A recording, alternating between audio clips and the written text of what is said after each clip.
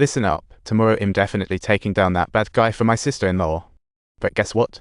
The next morning, the trial for Gaodong started, and out of nowhere, Little Sis said he's not the killer. She clearly remembers that the real killer stuttered like crazy when talking to Xiao Mei, but Gaodong was smoother than butter. If they pin this on Gaodong, the real crook will walk free.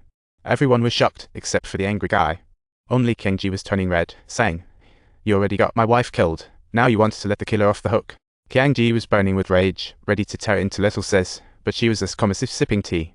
Little Sister stated firmly to the judge, and those were her exact words, just like that. Her boss swiftly interrupted her, delivering our remark in an unfeeling tone. Imagine that a 1-minute conversation was brutally trimmed down to a mere 27 seconds. Isn't that astonishing efficiency in a trial? The recording only had Sister Qiang's voice, everything else mysteriously edited out. What a super edit job. After hearing that, Qiang Ji couldn't hold back his fury, thinking Little Sis must have been bribed to clear that girl. He yelled at Little Sis in front of everyone, even throwing his wallet at her, not like she could pay rent with that. Due to lack of evidence, Gaodong was declared not guilty. Talk about luck. 3 years later, Little Sis heads the reporting center, while Qiang Ji's a lazy bum in the department, sleeping all day. Every day, it was either snoozing at work or beating up petty thieves. Such a great way to fight crime. One night, the report center received another call that was remarkably similar to the sister-in-law incident. A girl set up a date with an online friend, and guess who shows up? A middle-aged dude.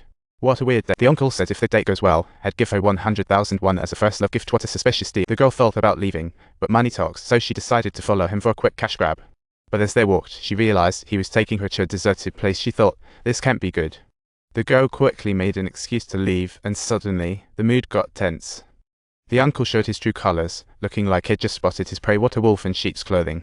He shoved her, and the girl was knocked out cold. When she woke up, she found herself trapped in a dark room, thinking, now this is a nightmare. She quickly grabbed a rock while the uncle was in the bathroom, ready for a getaway.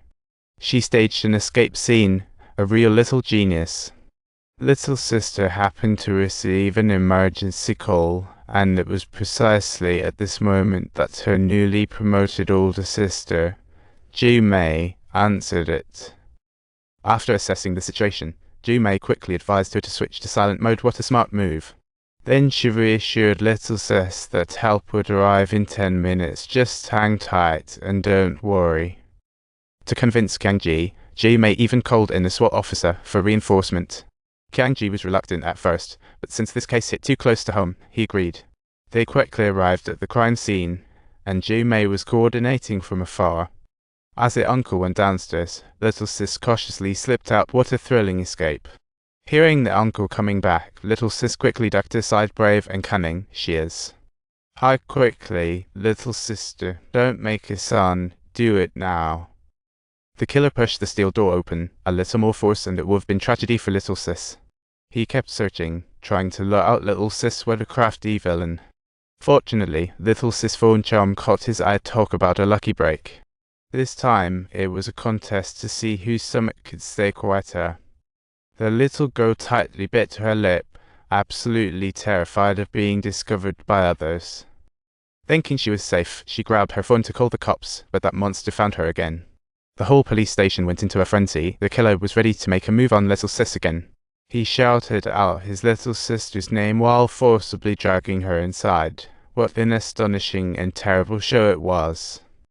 Little Sis fought back, but that only made the jerk angrier. What a quick turnaround. She was completely powerless, her voice having vanished. A genuinely heart-wrenching sight indeed. The killer's tools were set aside. Was he getting ready for a gruesome show? He tenderly stroked Little Sis' face, clearly not planning to kill her immediately. What a sadistic plan.